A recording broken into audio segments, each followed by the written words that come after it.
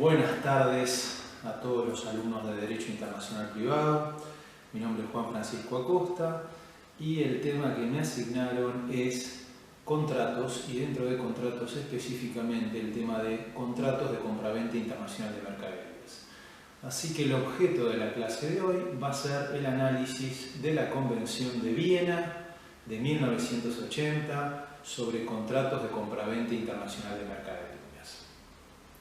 En este primer video, que va a llevar el número 1, este es el video número 1, les voy a explicar una pequeña introducción para que ustedes tengan presente la importancia que reviste este instrumento internacional. Que si bien es una convención internacional, es tan importante que también de alguna manera surte efectos y sirve de guía para todo lo que es las legislaciones nacionales en materia de contratos. Ahora vamos a ver por qué. En primer lugar, tengan en cuenta que aproximadamente el 70% del comercio internacional de mercaderías, es decir, aquellas operaciones que implican una salida de un país, una exportación y un ingreso en otro país diferente, es decir, una importación de mercaderías, es decir, de cosas muebles corporales, por así decirlo, se encuentra regulado ese 70% por la Convención de Viena de 1980 sobre contratos de compraventa internacional de mercadería. Esta es una convención internacional, es decir, desde el punto de vista de la naturaleza jurídica, es un tratado internacional y por lo tanto rige los principios de pacta sunt servanda entre los estados ratificantes, que significa que este tratado en vigor a los estados ratificantes los obliga, y obliga a aquellos estados que la ratificaron y solamente a ellos. Es el efecto, o también llamado principio del inter alia acta. Así que es el efecto relativo de los tratados. Entonces vuelvo a repetir, es obligatorio para los estados ratificantes y rige para los estados ratificantes. Pero este tratado internacional, este instrumento internacional, la Convención de Viena, que tiene 101 artículos, sus disposiciones, sus normas, sus preceptos, están destinados a regular una determinada relación jurídica. Esa relación jurídica es el contrato. Y dentro del contrato, un contrato típico específico, que es el de compraventa, y específicamente el contrato de compraventa internacional de mercaderías. Es decir, regula los contratos entre particulares, entre sujetos del derecho privado, sean personas físicas, ahora también llamadas humanas, o personas jurídicas o morales. Quedan afuera aquellos contratos que, aunque sean de compraventa, en principio esté el Estado en carácter de vendedor o de comprador, el Estado en cualquiera de sus órbitas, sea el nacional, el provincial, el municipal, salvo algunas situaciones donde el Estado actúa como un comerciante más, que se llaman actos iuri gestionis. Así que este instrumento internacional, como les acabo de decir, es extremadamente importante para que ustedes lo conozcan. Por otro lado, me parece importante mencionarles que desde el punto de vista histórico, esta convención es fruto de 50 años de labor ininterrumpidos. El estudio para lograr una convención internacional sobre la materia comenzó en los años, en 1930 aproximadamente, con el Instituto de Unificación del Derecho Privado, que tiene sede en la ciudad de Roma y que se conoce con el nombre de UNIDROIT. En castellano sería UNIDROIT, pero se dice UNIDROIT. Y esta institución privada internacional estudió la cuestión más o menos unos 20 años y luego de la Segunda Guerra Mundial, ya con el nacimiento de la Organización Naciones Unidas tiene un órgano permanente que justamente está destinado para codificar aspectos jurídicos del derecho comercial internacional, que se llama la CENUDMI, que significa Comisión de Naciones Unidas para el Derecho Mercantil Internacional. Y a partir de los años más o menos 50 en adelante, esta comisión fue la que se ocupó de proyectar una convención que regulara las compraventas de mercadería a escala internacional. Y el trabajo finalizó en 1980, donde se presentó el proyecto de convención y se convocó a una conferencia internacional que tuvo lugar en la ciudad de Viena, Austria, donde concurrieron ministros plenipotenciarios, que se llaman ministros plenipotenciarios aquellos que tienen plenos poderes, es decir, aquellas personas físicas que tienen una acreditación, una suerte de poder notarial, que pueden concurrir a este tipo de conferencias y obligarnos, digamos, al Estado, que es su mandante, por así decirlo, su poderdante. Eso lo llaman ministros plenipotenciarios, tienen plenos poderes. Y esto se llevó a cabo entre marzo y abril de 1980, donde se aprobó el texto definitivo de esta convención. Pero esta convención, si bien se aprobó en 1980, recién entró en vigor el 1 de enero de 1988 con las ratificaciones mínimas que el mismo instrumento internacional determinaba, que lo ratificaron específicamente Estados Unidos, Francia, China, Egipto, Argentina, Zambia y Lesoto. Y con esas ratificaciones, a partir del 1 de enero de 1988, entró en vigor en el plano internacional este instrumento internacional, que hoy en día, el último chequeo que hice a la página de la CENUDMI, reporta aproximadamente 74 estados ratificantes. Pero habría que ver si no hay algún otro más que se haya sumado. Les digo que los únicos estados importantes a nivel de PBI mundial que no son parte del sistema de Viena del 80 porque no ratificaron la convención es Gran Bretaña, India y Portugal. Todo el resto de los países importantes en términos económicos son parte de Viena del 80. Incluso en el año 2015 la ratificó y entró en vigor para la República Federativa de Brasil. Lo más importante que quiero que tengan en cuenta es que esta convención, desde mi punto de vista del derecho privado internacional, es la convención más importante y más exitosa, y el termómetro, por así decirlo, para medir que un instrumento internacional es exitoso es la cantidad de ratificaciones que tiene. Así que ha llegado un número de ratificaciones muy importante este convenio de Viena de 1980. Y lo más importante a resaltar es que en todos esos años de labor, que yo les dije que eran como 50 años aproximadamente, en esa elaboración participaron juristas de las más variadas tradiciones jurídicas o culturas jurídicas que ustedes deben haber oído escuchar y quizás hayan estudiado. Entre ellos, juristas del Common Law, juristas del sistema continental europeo, juristas del sistema hebreo, juristas del sistema islámico, juristas del sistema chino, juristas del sistema ruso y juristas del sistema de África Negra y Madagascar. Por lo tanto, todas las voces, todas las campanas estuvieron presentes y coincidieron, es decir, hubo consenso en aprobar ese texto definitivo de contratos de compraventa internacional. Así que en principio no quedó nadie afuera y creo que esa es la clave del éxito de esta convención. Fíjense ustedes que estos sistemas jurídicos que yo les acabo de mencionar son la base porque cada uno de los estados se adscribe dentro de alguna de estas culturas jurídicas y luego no significa que la adopte de manera pura, sino que cada estado la va adaptando, la va matizando a sus propias necesidades. Pero fíjense ustedes que, por ejemplo, el derecho es obviamente una ciencia social que estudia conductas, comportamientos humanos. Y además de eso, el fin del derecho en sí mismo es ser un instrumento de paz social. Y el derecho es cultura. El derecho es cultura, el derecho es el resultado cultural de un pueblo. Uno puede estudiar un pueblo a través de su cultura y a través de su cultura jurídica. Así que, de alguna manera, hay algunos factores, como puede ser el idioma, el lenguaje común, que sirve como de unificación. Por ejemplo, fíjense ustedes cómo el sistema del Common Law, el inglés, el idioma inglés, cómo sirvió luego para que el resto de las ex colonias británicas siguieran con el mismo sistema jurídico. Nacido en Inglaterra y de alguna manera luego sostenido en Estados Unidos, en Australia, en Canadá, en Nueva Zelanda, en Sudáfrica, inclusive en Ghana, por ejemplo.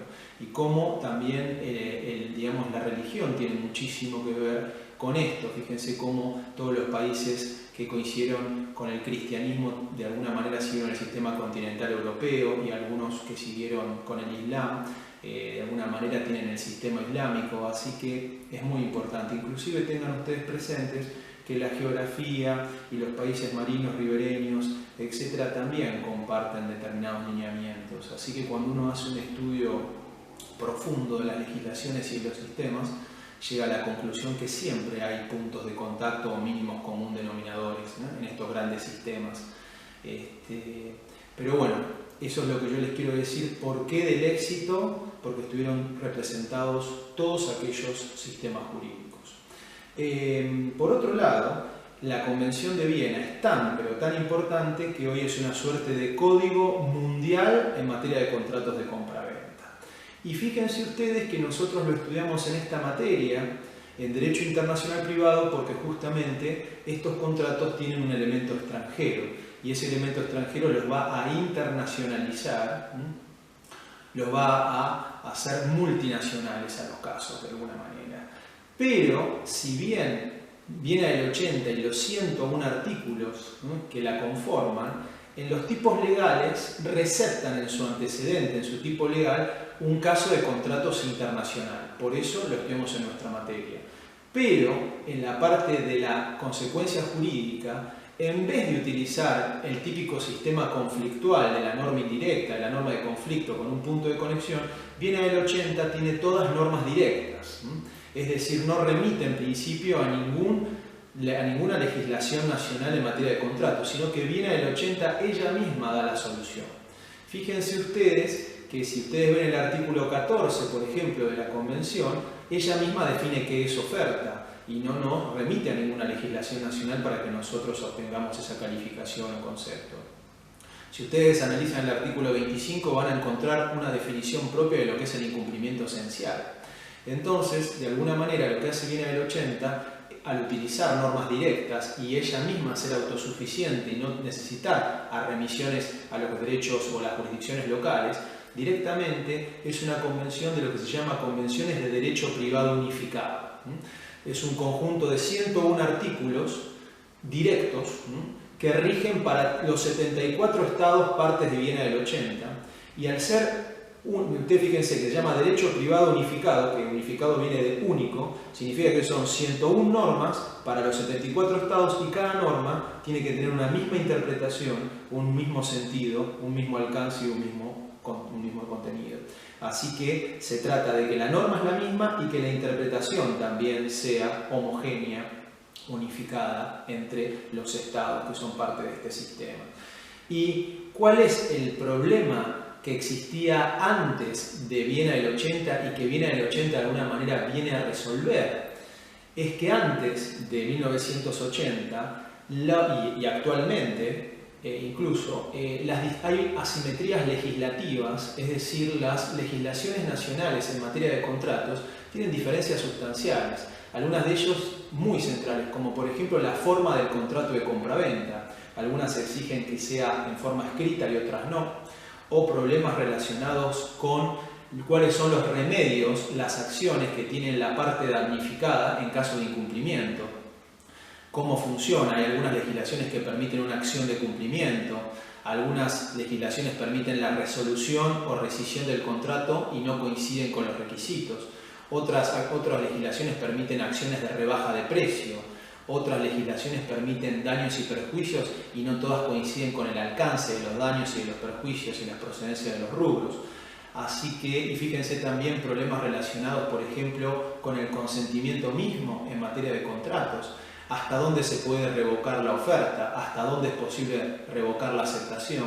Así que estas temáticas, estos tópicos que no son para nada baladí, para nada insignificantes, justamente generaban, antes de 1980, que entre contratantes que celebraban contratos de compraventa internacional de mercadería existiera mucha incertidumbre. Y esa incertidumbre se veía reflejada en una suerte de desaliento o desincentivo a celebrar contratos de compraventa por el riesgo, porque no se sabía a priori cuál era el derecho que iba definitivamente a regir la controversia, y los litigantes no sabían bien de antemano qué remedios iban a tener si la contraparte les incumplía. Y justamente viene el 80, con esos 101 artículos, viene a unificar y a dar una solución a toda esta temática, pero de manera unificada. Es decir, 101 artículos que van a regir esta cuestión para 74 estados. Y esto justamente trae lo contrario a lo que yo le dije recién. Había incertidumbre y viene el 80, trae certidumbre.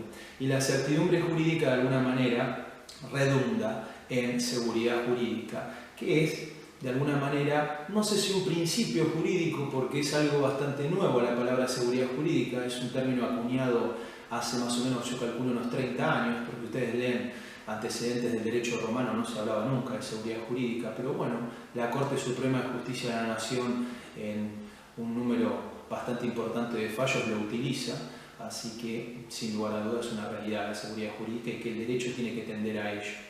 Y justamente viene el 80, viene de alguna manera a poner un manto de luz y a poner seguridad en los derechos y obligaciones dimanentes de un contrato de compraventa internacional de mercaderías.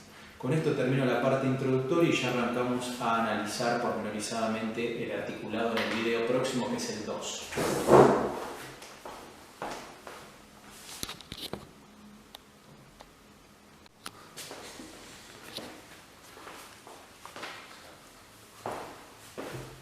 Bueno, esta es la clase 2 de Viena del 80.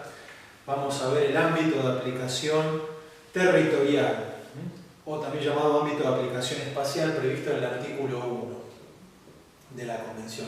Vamos a arrancar con lo que se llama internacionalidad restringida. ¿Qué es lo que debe darse para que la Convención se aplique? Por ejemplo, un típico contrato de compraventa internacional de mercaderías es el que se celebra respecto del trigo. Argentina, que es un país agroexportador de commodities, una de las materias primas que típicamente produce es trigo, y el trigo, el comprador principal del trigo argentino es Brasil, que es nuestro socio comercial, el socio mercosureño, por un tema de distancia y para evitar pagar un flete más caro, que sería la compra por Brasil de trigo australiano o trigo canadiense, por ejemplo. Entonces, un típico contrato es aquel por el cual el vendedor tiene establecimiento en Argentina, el vendedor del trigo, el exportador, y el importador, comprador brasileño, tiene su establecimiento en Brasil. Entonces se ponen en contacto dos países, Argentina y Brasil. Y ya saben muy bien que Brasil es ratificante de Viena del 80, mientras que Argentina también es ratificante de Viena del 80. Entonces, de alguna manera, ante esta situación, es aplicable la Convención de Viena. Fíjense que en este supuesto, que es el supuesto de la internacionalidad restringida, el artículo 1.1a, la internacionalidad del contrato a la luz de Viena del 80, es decir, el elemento extranjero que lo hace internacional, multinacional, es la distinta localización geográfica de los establecimientos de las partes contratantes. El establecimiento del vendedor está en Argentina, el establecimiento del comprador está en Brasil. Y ambos estados son estados ratificantes de Viena 80. Esto se llama internacionalidad restringida, les vuelvo a repetir, y el concepto de establecimiento no lo trae la Convención, pero en comercio internacional se lo asimila al establecimiento como el lugar del centro de explotación, es decir, el lugar donde se ejecutan las labores. Por ejemplo, si hablamos de la industria láctea, es el lugar donde están los tambos y donde está la usina láctea. Si hablamos de la industria automotriz, es el lugar donde está la fábrica de autos, por ejemplo. Si alguna de las partes no tiene establecimiento, se lo reputa tal a su residencia habitual. Así que fíjense esto. Por otro lado, si bien la Convención no diferencia entre el carácter comercial o civil del contrato, el espíritu de la Convención es regular los contratos de compraventa de mercaderías y de compraventa mercantil. Por eso utiliza el término establecimiento, que es comercial, y no el término domicilio, que es un término civil, y utiliza el término mercadería, que es comercial, y no el término de cosa mueble corporal, que sería el equivalente en términos civiles. Ahora vamos a ver el supuesto del 1.1b, que se llama internacionalidad amplia.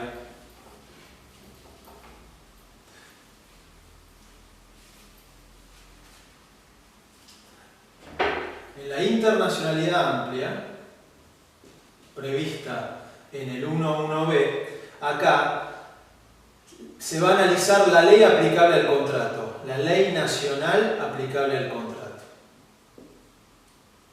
El contrato de compraventa internacional. Si esta ley aplicable al contrato de compraventa, esa ley nacional, es de un Estado ratificante de Viena 80, se aplica Viena 80.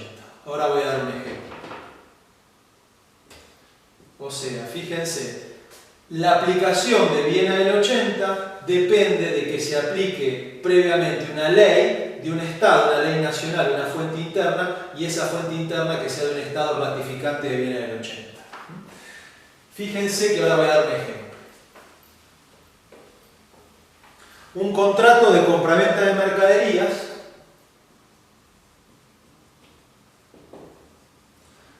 la mercadería, el objeto es la soja, y es un típico contrato que va a poner en contacto, por ejemplo, a Argentina con India. India es el típico comprador de soja en porotos, y el establecimiento del vendedor está en Argentina, mientras que el establecimiento del comprador está en India. Es ratificante de Viena del 80, Argentina, mientras que India no es ratificante de Viena del 80. Entonces, en el supuesto anterior, como el establecimiento del comprador está en un estado no ratificante, en principio no se aplica el convenio de Viena. Pero deberíamos ver, ante esta misma situación, si la ley aplicable al contrato, la ley de un estado ratificante de Viena, podría aplicarse Viena del 80 por esta internacionalidad amplia, este segundo supuesto. Supongamos que este contrato de compraventa de mercaderías, supongamos, el incumplidor es el vendedor argentino, es el incumplidor del contrato porque si bien entregó la soja, entregó una soja de inferior calidad a la pactada en el contrato. Por ejemplo, una soja que tiene menos calidad proteica, y menos calidad proteica significa, es decir, redunda en una menor producción de harina o menor producción de soja según sea el caso. Entonces es muy probable que el comprador hindú le haga juicio al vendedor argentino porque le vendió una soja de una calidad inferior. Ahora analicemos esa situación. Puede ser también que en estos contratos se establezca una cláusula, por ejemplo un Incoterm, que significa free on board, donde el vendedor cumple entregando la mercadería en el puerto de embarque pactado. Se suele poner FOB y el puerto de embarque, por ejemplo, Quequén, Necochea. Entonces, fijémonos qué sucede con este ejemplo si se pacta FOB.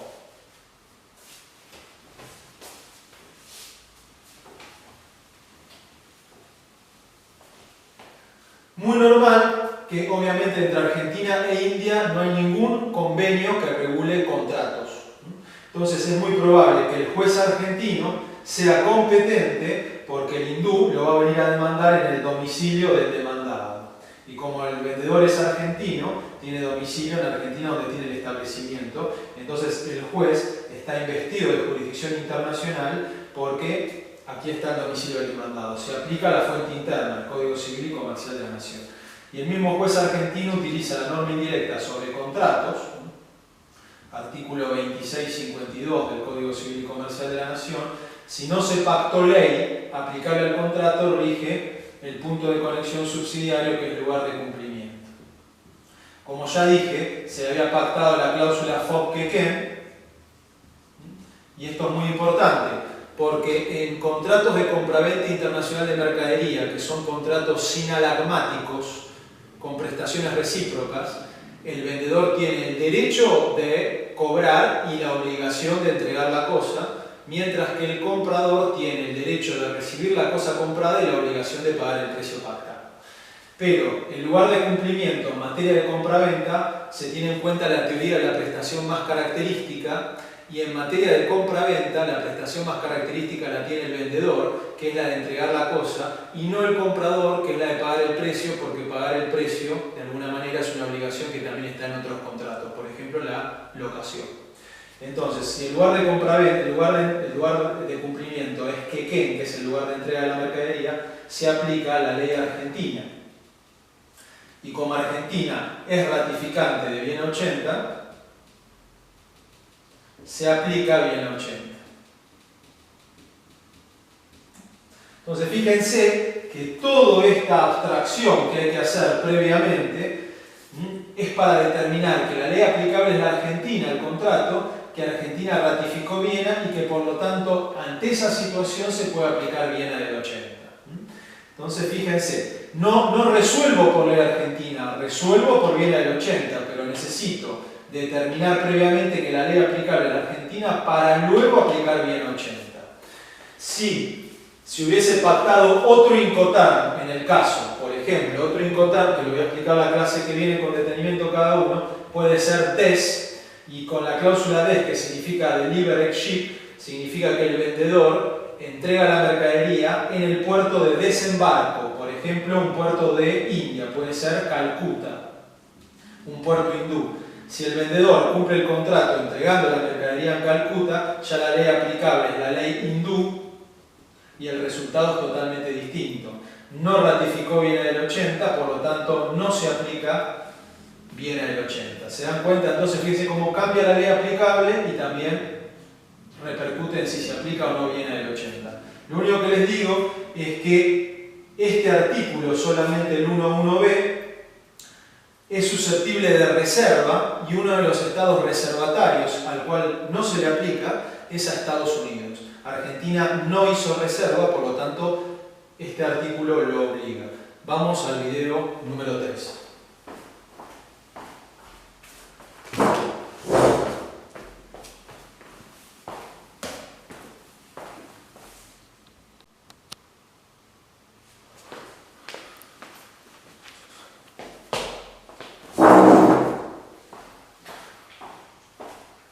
Bueno, seguimos con el video 3. Ahora vamos a analizar el artículo 2 de Viena del 80 y vamos a ver el ámbito de aplicación, pero el llamado ámbito de aplicación material. ¿Qué significa ámbito de aplicación material o también llamado ámbito de aplicación objetivo? Es decir, a qué materia se le aplica el convenio. Y van a ver que este artículo 2 tiene una calificación de compraventa y de mercadería negativa. ¿Qué significa negativa? Que nos dice en qué supuestos la convención no se aplica. Entonces, si no estoy en los supuestos negativos, significa lo contrario, que la convención se aplica. Ahora vamos a analizar los supuestos que están en el artículo 2. En primer término, la convención no se aplica a las compraventas al consumo. ¿Qué sucede acá? Como les dije anteriormente, el espíritu de esta Convención de Viena es regular las compraventas mercantiles. Las compraventas mercantiles son los típicos contratos que se llaman business to business, es decir, de alguna manera, de un profesional a otro profesional del comercio. ¿Qué significa? Que son aquellas compraventas donde el comprador compra, pero compra para lucrar, es decir, compra para reinsertar esa mercancía a un nuevo ciclo económico y lucrar, ya sea lucrar con su reventa al por mayor o al por menor o con el alquiler del uso de esa cosa que adquiere, pero siempre es con fines de lucro. En las compraventas al consumidor ello no sucede porque el consumidor o usuario es el último eslabón de la cadena y con él termina la comercialización. ¿Y por qué se excluyó las compraventas de consumo de Viena del 80? Y la respuesta es que cuando esta convención se proyectó y se discutió ahí en 1980 en Viena, de alguna manera el tema del derecho al consumidor es un tema muy complejo y muy sensible porque todas las legislaciones protegen con leyes especiales o códigos especiales a la parte débil de la contratación, que es el consumidor, y obviamente que el derecho del consumidor está fundado en un pilar importantísimo que es el favor debilis, es decir, el legislador de alguna manera presume que hay una parte que tiene un poder de negociación inferior y que por lo tanto necesita una protección especial para poder de alguna manera reequilibrar el sinalagma del contrato. Entonces, todas las legislaciones tienen leyes o códigos especiales con un orden público especial que es el orden público de protección, indisponible obviamente, y nosotros, por ejemplo, lo hemos reflejado en la ley 24.240, fíjense los institutos típicos, de la 24240, el artículo 37 que habla de las cláusulas leoninas o abusivas, la responsabilidad solidaria del artículo 40, donde están todos los que participan en la cadena de comercialización, desde el punto de vista procesal, el beneficio de gratuidad para que el consumidor pueda acceder a la jurisdicción para la defensa de sus derechos, y el 52 bis de daño punitivo para disuadir conductas contrarias a lo que son los fines de la ley, por ejemplo. Así que tenemos leyes altamente indisponibles, imperativas, de orden público en cada uno de los estados. Entonces, cuando se trata de alguna manera de legislar en el plano internacional, ese orden público que es territorial, es muy difícil que los estados se pongan de acuerdo en un tema tan sensible. Y como en las convenciones internacionales sí o sí hay que avanzar, si no hay consenso se deja de lado y se sigue con otro tema que haya consenso. Y es por esto que, como no hubo consenso en 1980, decidió excluírselo del ámbito de aplicación de Viena. Fíjense que este consenso, y esta falta de consenso, mejor dicho, todavía sigue vigente, porque en el Mercosur, para poder pasar al estadio siguiente de lo que son las etapas de integración regional, lo que tendrían que hacer los países, Argentina, Uruguay, Paraguay, Brasil y Venezuela, es tener un código de consumidor mercosureño, lo cual es bastante complejo porque de los países mercosureños el que más protege al consumidor es Brasil, que tiene un código de consumo muy bueno. Luego viene Argentina con la ley 24240 y las nuevas normas del Código Civil y Comercial, que también tutelan a la parte débil de la contrata. Y luego viene Uruguay, luego viene Paraguay y último Venezuela. Venezuela tiene una ley de defensa del consumidor y, si mal no recuerdo, la derogó. Y ahora los consumidores venezolanos quedan protegidos solamente con el Código Civil. Pero no se pueden poner de acuerdo porque de alguna manera no pueden equilibrarse. Para que salga un código de consumo mercosureño, Brasil tendría que bajar su nivel de protección al consumidor para ayornarse al resto de los países, y eso no puede ser porque en defensa del consumidor existe también el principio de progresividad y no regresividad. Por lo tanto, sería bastante, no creo que Brasil baje su nivel de protección para poder seguir, sino que lo que va a exigir es que el resto de los países lo igualen a él, y en situaciones como la de Paraguay es bastante complejo que ello suceda. Así que por eso no se avanza. Eso para que sepan. Segunda posibilidad. No se aplica a las compraventas que tengan que ser o que nazcan en subastas o las compraventas judiciales. No se aplica bien del 80 a compraventas nacidas en subastas o compraventas autorizadas judicialmente. Primero porque es excepcional. Muy pocas veces compraventas internacionales en subastas o autorizadas judicialmente. Y segundo, porque también cuando hablamos de ventas judiciales o de subasta, está en juego el orden público procesal de cada estado. No se olviden ustedes que cuando hay una subasta judicial hay un montón de normas procesales que sí o sí hay que cumplir, porque si no, la subasta, digamos, el procedimiento es nulo. Fíjense, por ejemplo, ustedes en los procesos, lo que es la fijación de la base de la subasta, fíjense ustedes todo lo que es la designación del martillero, la aprobación del remate, el cumplimiento de la sentencia de trance remate. Así que, como es muy complejo y habría que unificar un tema tan complejo como es el orden público procesal, también la convención y los convencionales decidieron dejarlo de lado para avanzar en otros puntos que haya consenso. C. Tampoco se aplica a todo lo que es compraventa de títulos mobiliarios,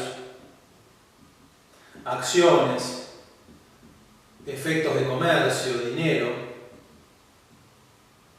¿Por qué esto? Y básicamente porque esto no es mercadería en los términos de la convención, como una cosa mueble para incorporarla a un nuevo ciclo económico. Por ejemplo, las acciones son cómo se representa el capital social de la sociedad anónima, y no es realmente una mercadería en los términos de la convención, y además existe un tratado internacional que lo regula. Fíjense por ustedes que está la CIDIP sobre ley aplicable a las sociedades, que también regula todo este tema de traspaso de paquetes accionarios, etc. Entonces es por eso que se lo excluyó. También se excluyó la compraventa de buques y de aeronaves, embarcaciones, aerodeslizadores. Esto básicamente por la naturaleza jurídica, porque las legislaciones tienen determinadas diferencias, asimetrías. El buque o la aeronave, algunas legislaciones los asimilan a cosas muebles y otros a inmuebles. En Argentina, por ejemplo, los buques están asimilados a los inmuebles en el régimen. Fíjense ustedes que para transferir un buque es necesario que se haga por un instrumento determinado, que es un instrumento público, una escritura pública, y es necesario que se registre en un registro especial que es el Registro Nacional de Buques. Fíjense en la ley 20.094, la ley de la navegación. Así que, de alguna manera, están asimilados a los inmuebles en cuanto a su transferencia. E inclusive, fíjense que en la misma ley que les digo, la ley 20.094, existe una acción que se llama acción de desalojo de buques. El desalojo es típicamente de un inmueble. Por ejemplo, si un locatario de buque, en un contrato de locación de buque, luego de vencido el contrato, retiene el buque. Entonces el dueño, el propietario o el armador, tiene la acción de desalojo de buque. Y por último está excluida las compraventas de electricidad. También, respecto a la electricidad, no hay, hay asimetrías legislativas, hay legislaciones nacionales que lo asimilan a una cosa corporal y a otros a algo incorporal, intangible. En Argentina la electricidad está asimilada a un bien corporal, por eso el derogado artículo 23.11 del Código Velezano y el actual artículo 16 del Código Civil y Comercial de la Nación de alguna manera establecen que las disposiciones referentes a las cosas se aplican a la energía y a las fuerzas naturales susceptibles de apropiación. Así que si se les aplica la norma de las cosas, que son objetos corporales, tangibles, de alguna manera están asimilados. Todo esto, le vuelvo a repetir, se los creyó de Viena del 80 por, de alguna manera, las causas que yo les acabo de mencionar y por el inconveniente de seguir discutiendo en algo que no hay consenso. Seguimos con el video número 4.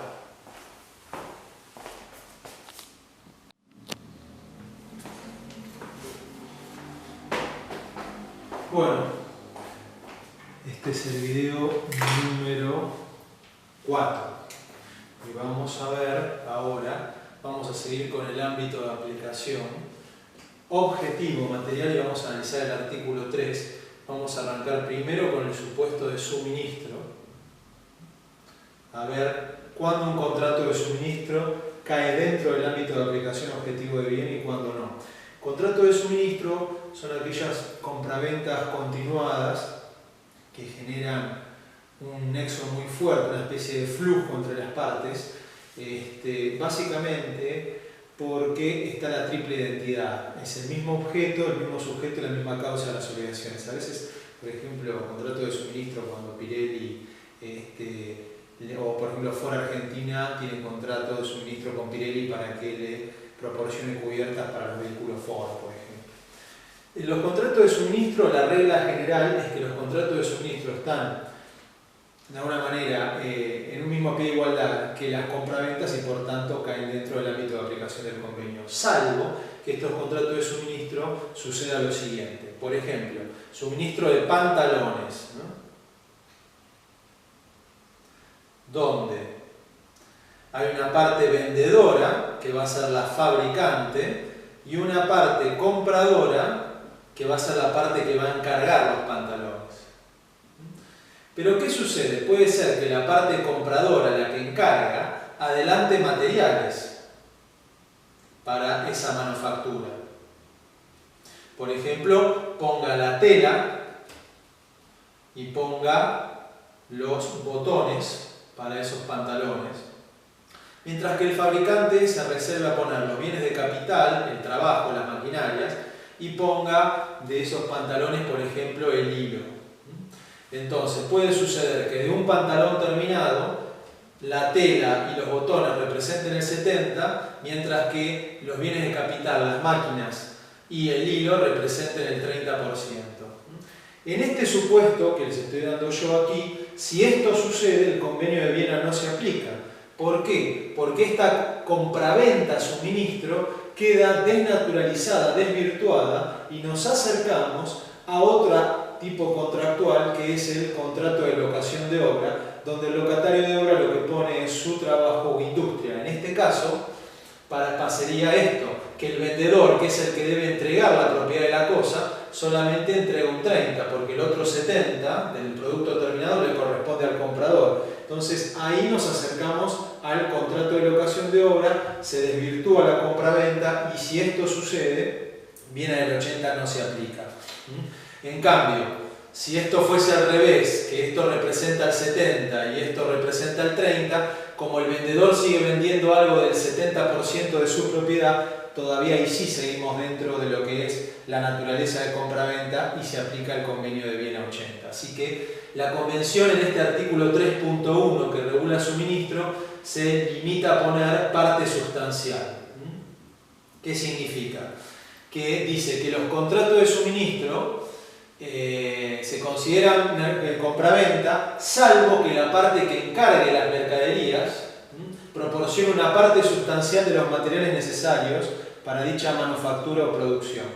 Y parte sustancial, como no lo define, queda sujeto, en su caso, a apreciación judicial o arbitral. Y será el juez o el árbitro en cada caso concreto el que tenga que determinar esto que les acabo de decir yo, que esto es un ejemplo burdo el que yo les digo, pero a veces esto se complica mucho más. Pero bueno, la convención habla de parte sustancial. Fíjense que esto está recetado, igual solución, en el artículo 1125 del Código Civil y Comercial. Segunda posibilidad es lo que se suele llamar contratos con obligaciones mixtas. También en el artículo 3.2 previsto. Contratos con obligaciones mixtas. Por ejemplo, son aquellos contratos donde un mismo negocio jurídico tiene obligaciones de distintos contratos dentro del mismo negocio jurídico. Por ejemplo, yo siempre doy el mismo ejemplo, que es un ejemplo que lo extraje de una persona, de un profesor argentino que es titular de la Universidad de Columbia, que es Alejandro Garro, en materia de contratos, y justamente habla y estudia muy en profundidad el tema de bienes del 80, y en este caso da un ejemplo, Alejandro Garro, de la siguiente: un contrato con obligaciones mixtas donde se vende un reactor nuclear y en el mismo contrato hay una instalación de la planta de energía nuclear y en el mismo contrato hay el provimiento, la provisión de 50 ingenieros, 50 ingenieros extranjeros que saben manejar el reactor nuclear. El reactor nuclear es la obligación de venta, se vende el reactor. Instalar la planta es un contrato de locación de obra, mientras que los 50 ingenieros serían un contrato de prestación de servicios. Si esto sucede, ¿cómo sabemos si se aplica bien al 80? Desde el punto de vista del criterio del valor. Si el reactor nuclear solo vale 50 millones de dólares, mientras que instalar la fábrica, la planta de energía nuclear sale 10 millones de dólares y los 50 ingenieros cuestan 10 millones de dólares, en este caso, como la obligación de compraventa en términos económicos es más importante que el resto, bien al 80 se aplica. Si fuese al revés, que supongamos que vale 5 millones de dólares el reactor y 10 millones vale la planta y 10 millones vale los 50 ingenieros, ahí sí no se aplica bien al 80 porque las otras obligaciones distintas a las compraventas, que es esta y esta, en valor económico superan a la de la venta. Entonces vuelvo a repetir, se aplica solamente si la obligación de venta en términos económicos es más importante que el resto.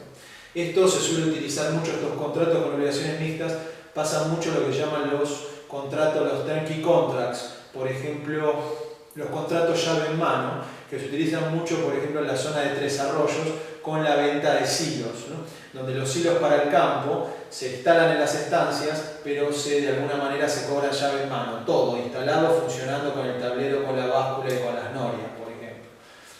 Por otro lado, la Convención de Viena del 80, continúo, en el artículo 4, regula otros supuestos más. La Convención de Viena del 80 no se aplica a la validez y nulidad del contrato de compraventa ni cualquiera de sus cláusulas, porque la nulidad del contrato tiene que ver mucho con el orden público, y el orden público es territorial, y además en materia de nulidad de contratos siempre rige el principio de especialidad, es decir, no hay más nulidades que las que establece la ley. Y por otro lado, las nulidades son muy serias, porque puede haber nulidades, por ejemplo, Fíjense en un contrato, en la celebración, por ejemplo. La capacidad de la gente puede ser nulo el contrato por incapacidad de la gente, digamos del vendedor o del comprador. Puede ser nulo el contrato desde el punto de vista de la validez intrínseca, sustancial. El objeto del contrato, por ejemplo, puede versar sobre un objeto que está fuera del comercio, por ejemplo, sobre no sé, de alguna manera un órgano humano, un riñón, es un contrato nulo, porque no puede ser objeto de compraventa. O también por algún vicio de la voluntad o vicio del consentimiento, por ejemplo, porque hubo error, dolo, intimidación, que también nulifican el contrato. Todas esas causas quedan afuera, porque causa nulidad del contrato, y justamente viene el 80, dice que eso queda fuera del ámbito de aplicación de Viena. Por lo tanto, tiene que ser regulado por un derecho estatal que lo determinará una norma de conflicto del juez de la causa. Por otro lado, queda fuera de Viena del 80 también el tema de en qué momento, por así decirlo, es la transferencia del derecho real de dominio. Y acá es porque hay dos grandes problemas, porque hay dos grandes posturas que siguen las legislaciones nacionales y hay diferencias. El típico sistema clásico, que es el que también sigue Argentina, la legislación argentina, que es el sistema romano clásico de que para transmitir la propiedad de una cosa es necesario un título y un modo. El título es la causa fuente, por ejemplo un contrato de compraventa es un título válido, y necesito de alguna manera el modo, que es el modo clásico es la traditio, la tradición, la entrega de la cosa. Y esto es el sistema clásico, por eso fíjense que nuestro código sigue diciendo que antes de la tradición de la cosa, el acreedor no adquiere ningún derecho real sobre ella. Así que nosotros necesitamos título y modo. Y en 1804, cuando se sanciona el Código Civil francés, el Código de Napoleón, nace una nueva manera de transmitir el dominio, que es la transmisión consensual. ¿Qué significa? Que por el mero contrato, aunque no haya tradición, ya se considera que hay transferencia del derecho real. Y algunas legislaciones siguieron al Código Napoleónico. Por lo tanto, en materia de transmisión del dominio, como las legislaciones no coinciden, en Viena del 80 decidió excluirse el momento de transferencia del derecho real de dominio. Por último, Viena del 80, si es aplicable Viena del 80, regula dos aspectos: todo lo que es formación del contrato de compraventa, todo lo que tiene que ver con oferta y aceptación, y regula los efectos de un contrato celebrado, es decir, cuáles son los derechos y las obligaciones de las partes. En general, digamos, la obligación del vendedor es entregar la cosa y sus accesorios en tiempo y forma, y el derecho es el de recibir el precio, y el derecho del comprador es el de recibir la cosa vendida y la obligación es la de pagar el precio. Pero obviamente que todo esto está detallado en la convención.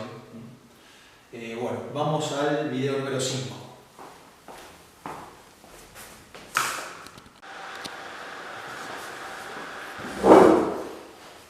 Bueno, vamos a seguir con la clase número 5, así que el video número 5, discúlpenme, y vamos a ver ahora una pirámide de jerarquía. Vamos a ver cómo Viena del 80 estructura ella misma sus jerarquía. Viena del 80, en primer lugar, dice que lo que rige es la autonomía de la voluntad de las partes, previsto en el artículo 6 de la Convención. El contrato se rige primero por lo que las partes pactaron. Y fíjense que las partes tienen tanta autonomía que pueden, por un lado, si la convención es aplicable porque se dan todos los ámbitos de aplicación, el ámbito de aplicación territorial, el ámbito de aplicación temporal, el subjetivo y el objetivo, las partes igual pueden, por pacto en contrario expreso, rechazar, excluir la aplicación total de la convención. Eso se llama la posibilidad de hacer opt-in out, ¿no? Sería la opción de excluir. Al contrario, si la convención no es aplicable, las partes pueden tornarla aplicable porque ellas lo pactan así en el contrato. Pueden decir que aunque no sea aplicable desde el ámbito de aplicación del convenio, ellas pactan que se aplique la convención por autonomía de la voluntad por inserción, autonomía de la voluntad material sería. Esa opción se llama opt-in. Opting out, opting in. También pueden decir que se aplica la convención y pueden establecer excepciones a los artículos o modificar los efectos de la convención. Fíjense que la Convención de Viena, y quizás omití decírselos en el primer video, es tan importante que además se puede aplicar porque las partes quieren pactarlo, porque así lo decidieron, como estoy comentando acá, y hay laudos arbitrales que los jueces, por ejemplo, hay un laudo arbitral que es la causa Daewoo, que es de la fábrica de autos, que es un laudo del año 1990 de un panel arbitral de la CCI, de la Cámara de Comercio Internacional, del Tribunal de la CCI, donde estableció que aplica la Convención de Viena ya no realmente como una convención, sino como lex mercatoria. Dice que los principios de Viena 80 son tan importantes que se aplican porque es lex mercatoria, es decir, es un idioma común de los comerciantes. Son principios generales del comercio internacional de mercaderías. Fíjense qué importante. Luego de la autonomía de la voluntad se aplican los usos y costumbres del comercio internacional. Y entre ellos, como van a ver, están los 5 terms de la CCI, objeto de la clase próxima, y la lex mercatoria, que también se lo voy a explicar allí. En tercer lugar, se aplican las normas materiales de Viena 80. Fíjense que la propia convención se autojerarquiza en el tercer estadio. Dice, primero lo que las partes pactan, luego los usos y costumbres del comercio internacional. Y en tercer lugar, si no se puede resolver la contienda, recién se aplican las normas materiales de Viena. Si la cuestión no puede resolverse por las normas materiales de Viena, se utilizan los principios generales en que se basa la Convención de Viena del 80. Por ejemplo, el principio de la buena fe y el principio de la razonabilidad, que lo van a ver citado en varios artículos de la Convención. Y si con todo esto no se puede resolver la cuestión, última ratio, última posibilidad, se aplica el derecho internacional privado y se aplica la norma de conflicto del juez para ver cuál es el derecho nacional que va a resolver la cuestión. O sea que fíjense que esto es la última ratio. Primero lo que las partes pactaron. Si las partes no lo pactaron, los usos del comercio internacional. Si no, las normas de Viena, si no, los principios de Viena. Y última ratio, la ley nacional que sea aplicable por el derecho internacional aplicado.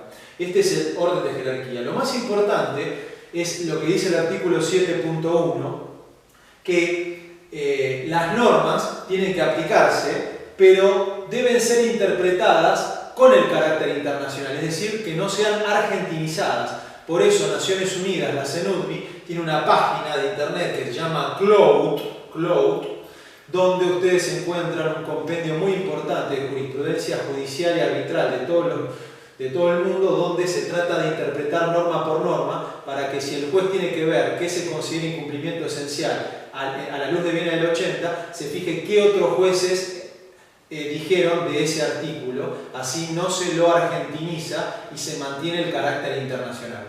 Sigo con el video número 6.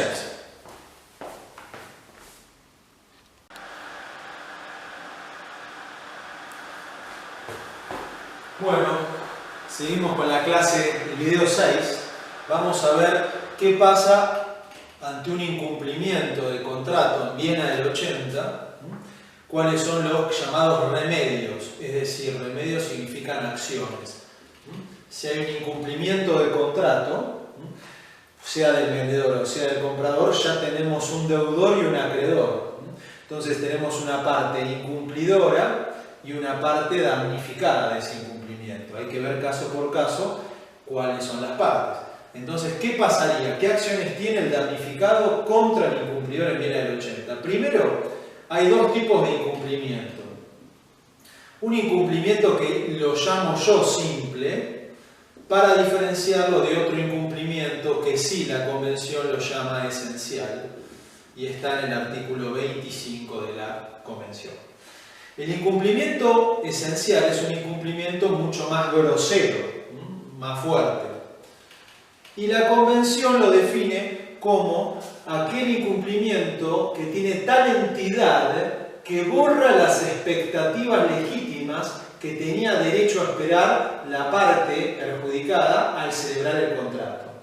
Por ejemplo, son incumplimientos muy groseros y a veces tienen que ver inclusive con obligaciones esenciales. Hay un caso que pueden encontrar en Cloud de un exportador latinoamericano de abetos que celebró un contrato de compra-venta con un importador europeo y se obligó a entregar los abetos en determinado momento en un puerto europeo. Creo que la entrega era en noviembre que tenía que entregar los abetos. Y como no era un operador del comercio internacional asiduo, de alguna manera no calculó bien, en ese momento no había vapores disponibles para transportar la mercadería a Europa y la mercadería terminó llegando a Europa en febrero. Y obviamente ese era un incumplimiento esencial porque de alguna manera es un producto de estación que es necesario para las fiestas, para Navidad. Entonces, ¿de qué se le sirve al importador recibir los abetos en febrero si él lo necesitaba en noviembre para comercializarlos para Navidad? Así que en productos de estación generalmente el cumplimiento tardío de la entrega es una causal de incumplimiento esencial. Y hay otros incumplimientos que no son tan serios, que se los llama incumplimientos simples o normales. Por ejemplo, ¿cuáles son las grandes diferencias? Si el incumplimiento es simple, que te da, el acreedor tiene derecho a la acción de cumplimiento. ¿Qué significa? Si yo compré 1000 kilos de papa y eran 1000 kilos de papa blanca y me entregaron 1000 kilos de papa negra, pero yo soy un comerciante de la papa, puedo ejercer mi derecho y obligar al vendedor a que me entregue la papa que yo compré, que era papa blanca, 1000 kilos. Acción de cumplimiento. Yo también, si soy acreedor, puedo hacer lo que se llama la acción quanti minoris, con Q, que es una acción de rebaja de precio. Si yo pedí 1000 kilos de papa blanca y me entregaron 1000 kilos de papa sucia, papa con tierra, papa negra, yo puedo decirle, bueno, está bien, acepto este tipo de papa, pero te pido una rebaja en el precio. Se llama acción quanti minoris. Y cualquiera de estas dos posibilidades ante un incumplimiento simple puede estar acompañada de la acción accesoria por daños y perjuicios.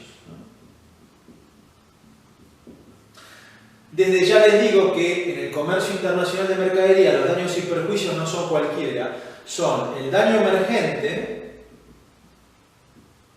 y el lucro cesante. Es decir, el daño patrimonial que le genera el incumplimiento del contrato, la disminución en el patrimonio del damnificado, o bien lo que el damnificado dejó de ganar. Obviamente que estos daños y perjuicios también van acompañados de una tasa de interés moratorio. La tasa de interés moratorio es la tasa que se paga generalmente desde el momento del daño hasta el cumplimiento, hasta el pago, que es la tasa, digamos, lo que viene a resarcir el daño moratorio, que es el plazo que estuvo sin poder disponer del dinero que era acreedor el damnificado.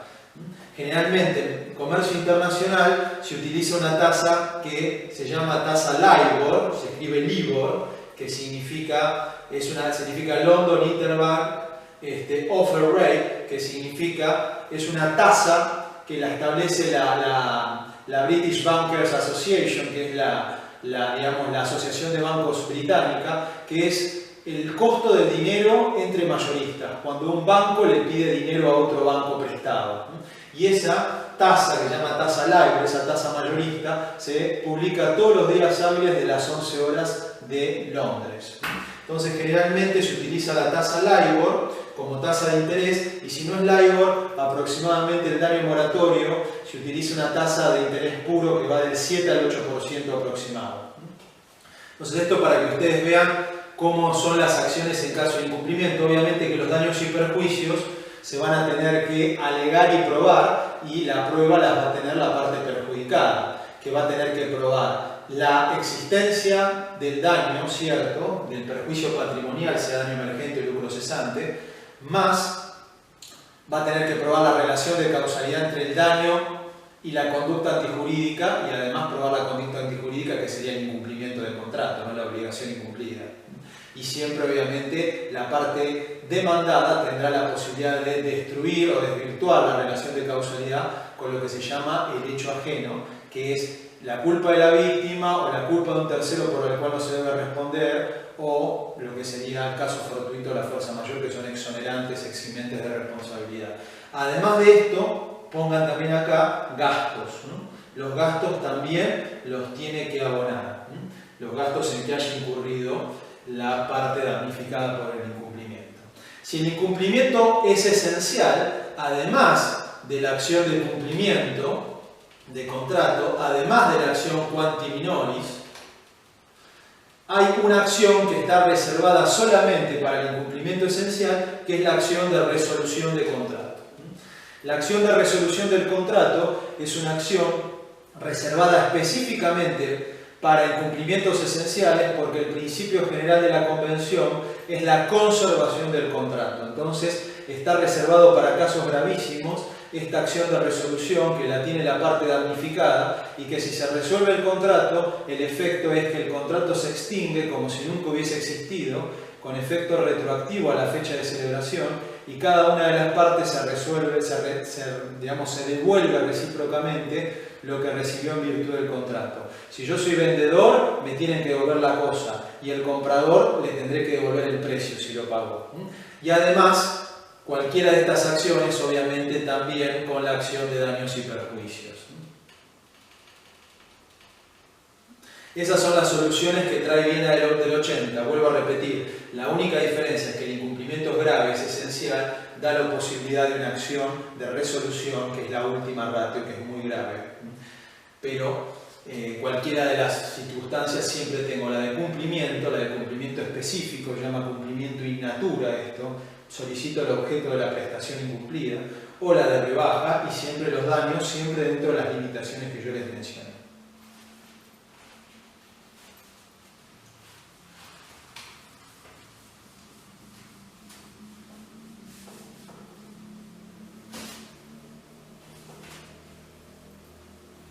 Por último, les voy a explicar también el tema de un principio importante que tiene que ver con la responsabilidad, que es el artículo 77, que se establece un principio llamado duty to mitigate damages, que es también conocido en español como carga de mitigar los daños. Esto es una carga, vuelvo a repetir, carga. Una carga no es lo mismo que una obligación, porque si hay una obligación, hay un derecho correlativo, y el acreedor y deudor. Y el acreedor puede exigirle el cumplimiento de la obligación a su deudor, inclusive judicialmente. Pero hay algo distinto, que es la carga, y existen lo que se llaman las cargas procesales, y existen lo que se llaman las cargas sustanciales. La palabra cargas, y más que nada la carga procesal, el autor de esto es el padre de Werner Goldschmidt, del autor de la obra de Derecho Internacional Privado que nosotros a veces aconsejamos que lean. Su papá, James Goldschmidt, fue en el que el gran procesalista alemán del siglo XIX, que fue el que acuñó la palabra carga, y carga es un imperativo impuesto en el propio interés. Por eso existe la carga procesal, la carga de contestar la demanda. Yo no estoy obligado a contestar la demanda si soy demandado, pero si no contesto tengo que luego hacerme cargo de las consecuencias que ello conlleva. Si yo no contesto la demanda, y carga es un imperativo impuesto en el propio interés. Por eso existe la carga procesal, la carga de contestar la demanda. Yo no estoy obligado a contestar la demanda si soy demandado, pero si no contesto tengo que luego hacerme cargo de las consecuencias que ello conlleva. Si yo no contesto la demanda, no ejercito el derecho a contradecir y no puedo, por ejemplo, ofrecer prueba. Entonces es muy importante saber bien el tema de qué efectos tiene la carga. También existen cargas sustanciales. Por ejemplo, la ley de seguros, en la ley 17.418, está la carga del asegurado de denunciar el siniestro al asegurador dentro de las 72 horas. Y si no lo hace, obviamente, puede perder la cobertura. En esta materia, acá, la Convención de Viena, la carga, pero esta carga, lo más importante que tiene, es que está en cabeza del acreedor. Entonces ustedes se van a preguntar, ¿cómo? Si soy acreedor tengo una carga. Sí, el acreedor, el damnificado, la víctima del incumplimiento, Viena del 80, tiene una carga que se llama la carga de mitigar daños. Si yo compré 1000 kilos de papa blanca y me entregan 1000 kilos de papa negra, no puedo dejar la papa tirada en el piso y que se brote y que se pudra. Yo tengo que mitigar los daños y yo como acreedor tengo que tratar de reducir mi propio lucro cesante. Entonces, si yo soy comprador y necesito esas papas blancas para venderlas y no las tengo que tener, de alguna manera, hacer lo que se llama una compra de recambio y comprar la papa, aunque sea más cara, a otro proveedor. Así reduzco mi lucro cesante. Y esto es muy importante porque si yo me quedo de brazos cruzados y dejo que la papa se pudra, no puedo hacerle un juicio de daños y perjuicios al vendedor que me vendió la papa mala y decirle te pido tantos daños, esto y lo otro, porque digamos, el demandado vendedor que me vendió mal la papa, que es deudor, me va a oponer ante mi reclamo el incumplimiento de la carga de mitigar y me va a decir, vos me estás pidiendo todo tu lucro cesante cuando vos no tomaste todas las medidas que hubieses podido para reducirlo. Si no hiciste una compra de recambio, ¿por qué no la hiciste?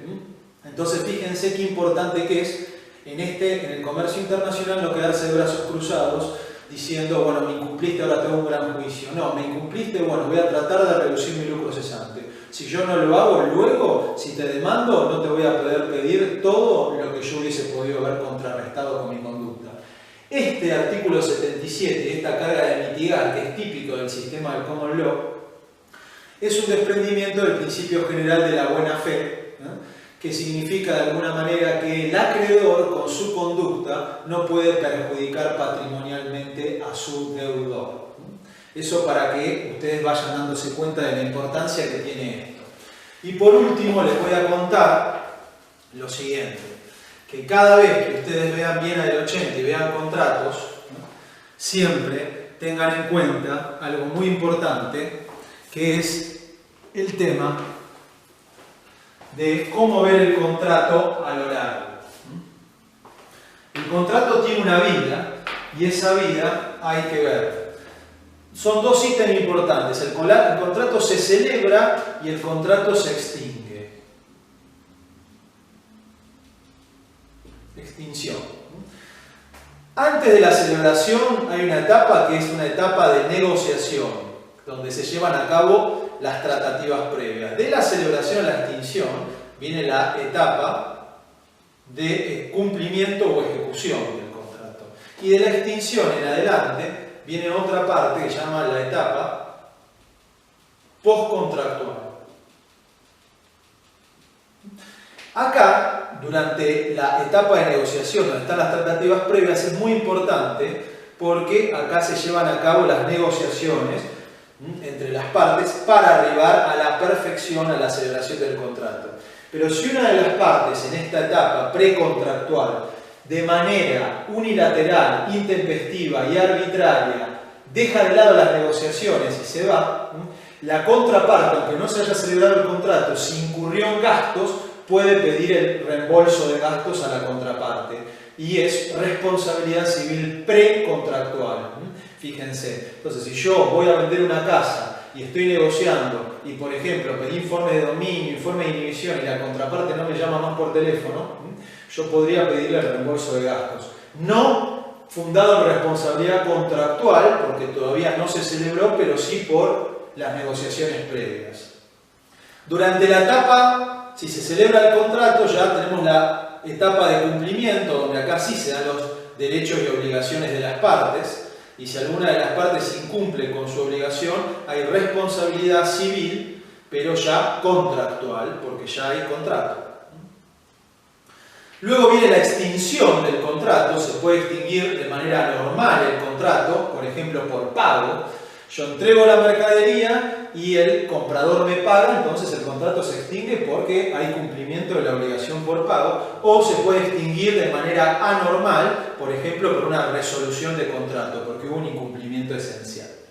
Y luego, aunque el contrato haya muerto, inclusive por vía normal o normal, hay que tener cuidado porque hay determinados efectos del contrato que son como una especie de efectos ultraactivos del contrato, que, aunque el contrato esté fallecido o muerto, puede. Fíjense que puede haber cláusulas de no competencia o alguna cláusula de garantía, por ejemplo, por algún vicio que tenga la mercadería vendida.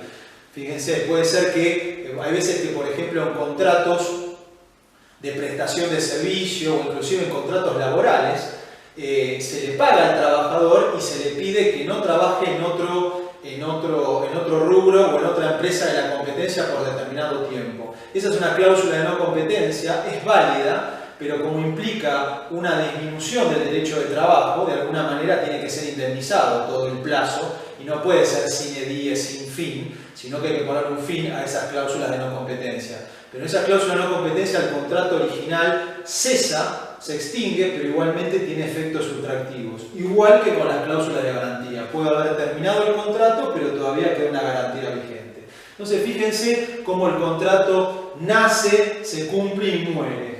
Las etapas. Hay que verlo de esta manera, el contrato. No hay que verlo segmentado. Y siempre tengan en cuenta que todo esto de acá es a la luz del principio más importante del derecho, que es el principio de la buena fe. Que según el Código Civil y Comercial nuevo, la buena fe es un modo de ejercer los derechos, además de que sea una regla de interpretación de los contratos. Es muy difícil definir la buena fe. El Código Civil y Comercial de la Nación lo menciona muchísimo, pero no lo define qué es buena fe, no lo define. Tampoco van a encontrar definiciones de buena fe en otros códigos civiles nacionales.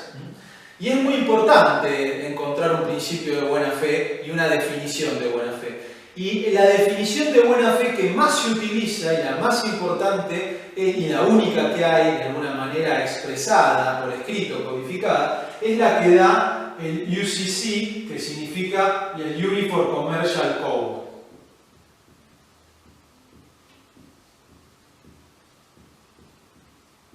Que es el Código de Comercio Uniforme de Estados Unidos. Es un código que fue creado por la American Law Association y luego los 50 estados de la Unión lo aprobaron como código propio. Hoy rigen los 50 estados de la Unión, salvo en Luisiana y salvo en Puerto Rico, el UCC.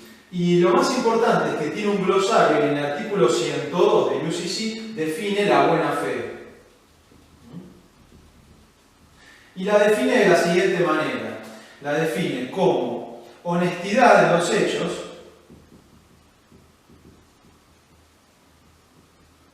esta es una F, honesty in fact, esta es una H, esta es una N, y and,